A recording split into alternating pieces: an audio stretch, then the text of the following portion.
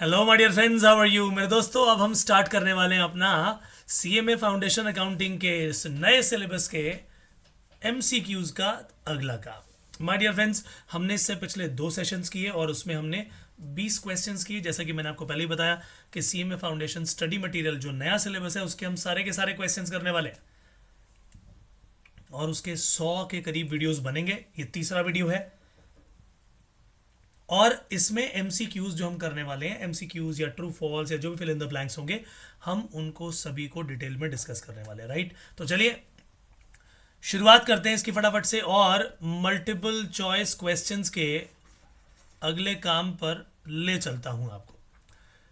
तो चलिए, सबसे पहले लिखा है a bad debt recovered during the year. एक बैड डेट ऑलरेडी हो चुका था पिछले साल में, वो पैसे की रिकवरी हो गई। अब जब वो रिकवरी हो गई तो हम क्या बोलते हैं जी, वो तो पैसा पहले हमने लॉस दिखा दिया था जो कभी रिसीव होगा ही नहीं। लेकिन अगर अब वो रिसीव हो जाए तो वह हमारी रेवेन्यू नेचर की इनकम बन जाती है, यानी रेवेन्यू नेचर की रिसीट बन जाती है। उसे हम प्रॉफिट एंड लॉस अकाउंट की क्रेडिट साइड में दिखाते हैं। इस हिसाब से ये क्या होनी चाहिए, रेवेन्यू नेचर की रिसीट। दैट मीन्स ये आंसर हो गया मेरे दोस्तों डी। रेवेन्यू नेचर की आप इसे रिसीट दिखाएंगे, इनकम दिखाएंगे। Correct.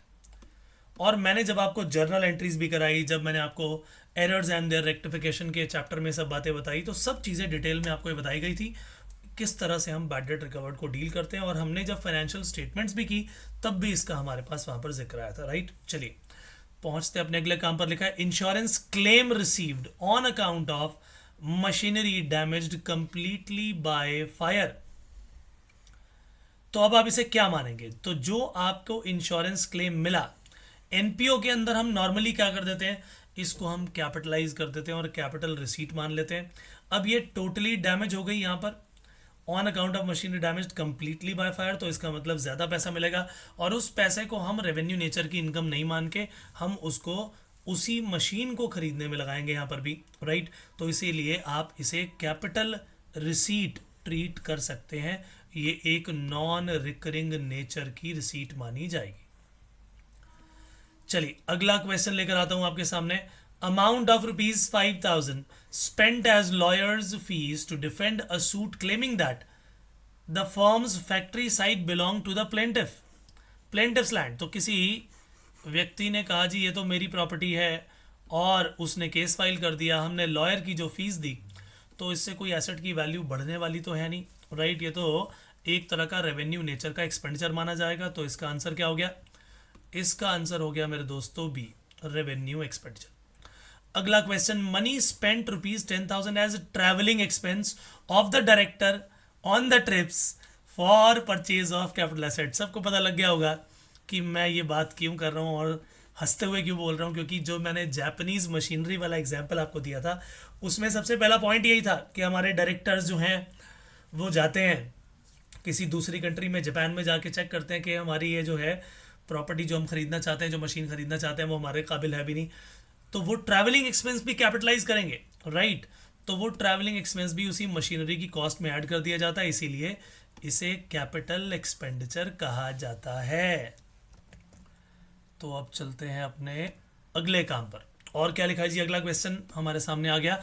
Nominal account represents, nominal account तो accounts of all expenses and losses and income and gain होते हैं। राइट, सो इसका मतलब क्या हो गया, profit and gain and losses and expenses, यानी ए और बी दोनों ही ठीक है। और हमारे पास उसके लिए आंसर क्या दिया हुआ है, बी। तो that means A and B, both A and B, ये लिखा हुआ है डी में, आंसर हो गया डी। एसबीआई अकाउंट, ये एक कैसा अकाउंट है माय डियर फ्रेंड्स। एसबीआई, कोई भी पीएनबी कंपनी, ये सब क्या है, ये पर्सनल अकाउंट है। लेकिन पर्सनल अकाउंट में भी ये कोई नेचुरल पर्सनल अकाउंट है, आर्टिफिशियल पर्सनल अकाउंट है या रिप्रेजेंटेटिव पर्सनल अकाउंट है, ये भी सारी डिटेल्स मैंने आपको बता दी थी।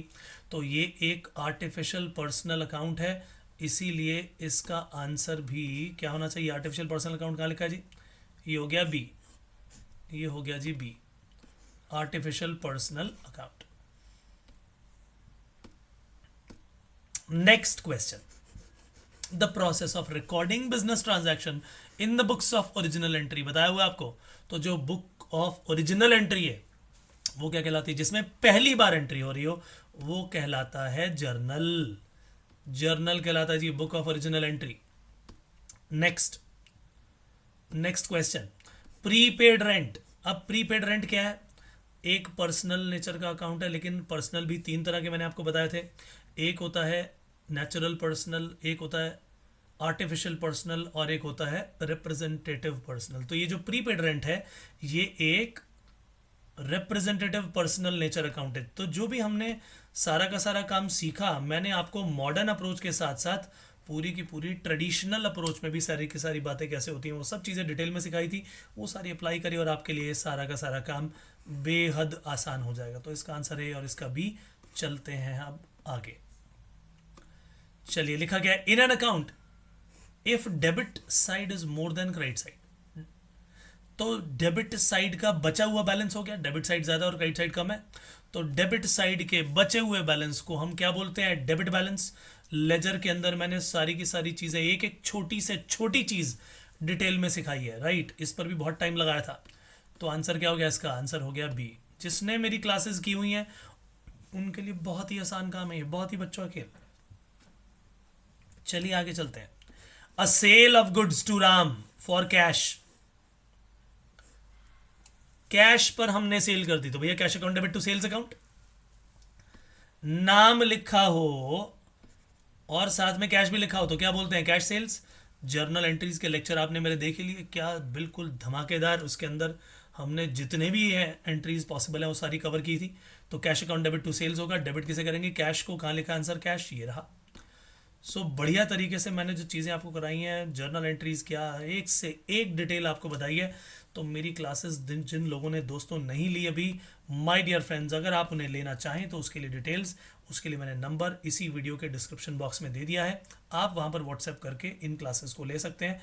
नंबर एक बार फिर आपके लिए लिख देता हूँ, 99997086। इस नंबर पर आप व्हाट्सएप करिए और आपको सारी की सारी डिटेल्स मिल जाएंगी, राइट। ये है 99997086। सो मेरे दोस्तों, ये था आज का काम। मिलेंगे अगले सेशन में, तब तक के लिए दीजिए इजाजत। Bye bye, take care and God bless you. Thank you so much.